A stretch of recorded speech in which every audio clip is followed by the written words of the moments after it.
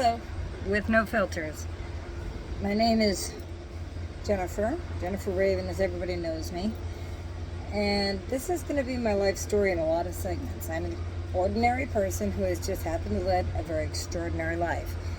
This is going to be unedited, unfiltered, and there's going to be a lot of unpleasant things in here, so I'm going to forewarn you in advance. Every day that I work, I'm going to go ahead and just talk a little bit about me, about 10, 15 minutes or so. If you want to support me, then I'll go ahead and throw up some cash tags and things like that later on in the series. But let's start with the beginning. I was born on a winter night in the middle of a blizzard under a full moon, February of 1972. The very first thing I did, what my mother did, my way of using me as an existing thing, was piss off rich white people. And I've been doing that ever since. Gotta have a sense of humor. I was born out of wedlock. My father was a player, and my mother was a romantic. They were high school sweethearts. And between being in high school and having me, my mother fell asleep in the running car in the garage with the car running and got carbon monoxide poisoning. She was the first woman to be put into the hyperbaric chamber to be used for carbon monoxide poisoning in the United States, from what I understand. My father, as soon as he found out my mom was pregnant, decided to run off. And so I was raised by my mom, my grandmother, and grandfather. Not by design. My grandmother had sent my mother off to a place in Massachusetts. It was called a home for unwed mothers. It was a big thing back in the 70s. They would use religious guilt and societal shaming to basically steal babies from women who were unable to get abortions. Now, had Roe versus Wade taken place later on in that year, which was June of that year, I wouldn't be here. Like June of 1972, the year I was born, I wouldn't be here right now. I'm not mad about that. So many people are like, oh, I'm not mad about that. I wouldn't know I wasn't here. Sure, I'd find my way here one way or another, just maybe not with Audrey, my mother. It was hard times growing up. My grandmother was a very controlling woman. She was an immigrant from Hungary. She grew up one of many children. When they got over here, her mother died soon after they got here, right after they married off her older sister. My grandmother was 9 years old when she went to work in the factories to support her two younger sisters in New York. Around that time, she converted to Catholicism. These Catholic charities helped her out, and she found her way over to Connecticut. She married her first husband. They had 3 children together, my aunt and 2 uncles. Men are dead, the woman's still alive. And then she divorced him. It's okay by the church because he was a violent man, and married my super awesome grandfather. But she was a hard woman. She lived through the Depression. She struggled, she suffered, she scrimped, she saved. She became a closet millionaire. Nobody knew. When I was about a year old, my mother and her, maybe 6, 7 months old, I'm not sure. My mother and grandmother got in a huge ass fight. And my mother moved to Marshalltown, Iowa.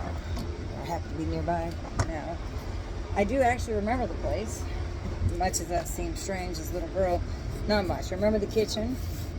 I remember the shadow box on the wall. And I remember driving there. I remember how it seemed like the streetlights would grab the hood of the car and pull it forward before the next one would grab it and pull it forward. Sitting in my little car seat, as it were, up front in the 70s.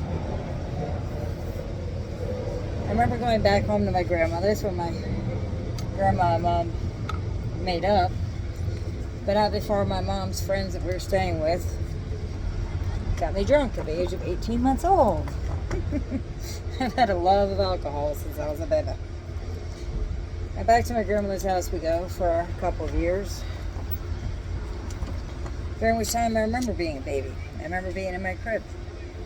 My room was light blue. It had 2 windows, a little closet. It was not a very big room, but it wasn't a very small room. It was a very clean and neat room. And I remember my crib. I remember that it was white with wooden slats. And for some reason, although my grandmother had built the house, or had the house built, my blue room had one little streak of yellow paint on the wall, right at my eye level. And before I could speak to, words, I remember hearing voices coming from the little yellow spot in the wall. They would talk to me and soothe me when I was upset, and it made me feel good. When I was 4, my mom started dating a fella named Marty, and we moved into a trailer park with him, the west side of Norwalk. I don't remember the street there, by the post road, the nickname for it. There were good times there. I remember the kids in the neighborhood, the fun kids. And I remember the lady who used to babysit me, she had a lava lamp. I remember that was when I got my first Etch-a-Sketch, and I got my first little doodle thing you do with the pens, and they did all the little swirls there. I don't remember what it's called now. And it's also where I very first hit a child.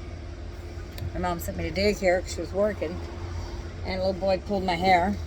I don't have any siblings that time, so I punched the boy in his face. I got kicked out of daycare, age 4.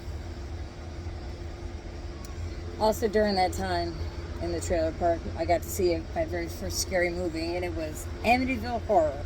It wasn't on purpose. My mom didn't have a babysitter, and her and Marty were going to go to the drive-thru, which was literally right next door at the trailer park. And I was supposed to be asleep in the back seat of the station wagon, while they watched the movie, but come on, dudes. I'm a 4-year-old kid. There's a movie up there. I fell in love with horror movies. Of course, I had nightmares for a minute after that. I also remember during this time we had a cat. I was a little girl. I didn't know that you should not hold cats hostage in your room to play with you. They don't like that. They don't like when you pull on their tail. They don't like when you hold them close. I still feel very bad for that cat because I didn't kill him or anything, but it certainly wasn't very nice. Just trying to play with him and not be so lonely. When I was 4, maybe right before I was 5, right before school, we moved back into my grandmother's place with my awesome grandfather. That's around that time he started teaching me how to go fishing.